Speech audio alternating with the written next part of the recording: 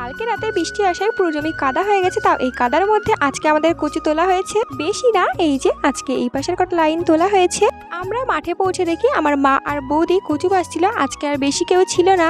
কচুগুলো আজকে আমাদের ধুয়ে নিতে হবে, কারণ বৃষ্টি আসায় পুরো কাদা কাদা হয়ে গেছে।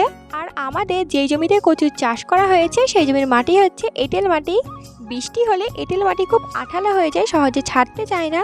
তাই কচুগুলো তোলার পর কিছুক্ষণ জলের মধ্যে ভিজিয়ে রাখা হয়েছে, তারপর কচুগুলো ধুয়ে নেওয়া হচ্ছে। আজকের মতো আমরা সব কচু ধুয়ে শেষ করে ফেলেছি। এখন আমি এই ধোয়া কচুগুলোকে বস্তার মধ্যে তুলে নিচ্ছি।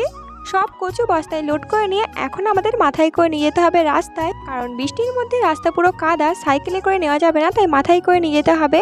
আর এই কাদা রাস্তায় পুরোপুরি একটা বস্তা মাথায় করে নিয়ে যাওয়া সম্ভব না, তাই আমরা হাফ হাফ করে নিয়ে যাচ্ছি। হাফ বস্তা করে মাথায় নিয়ে রাস্তায় এনে এখন বস্তাগুলোকে পুরোপুরি লোড করা হচ্ছে। সব বস্তা পুরোপুরি লোড করে মুখ বেঁধে নিয়ে এখন আমরা সবার জন্য খাবার নিয়ে আর নিজেরাও খেতে খেতে যাচ্ছি বাড়ি। তো ভিডিওটা এই পর্যন্ত, টাটা।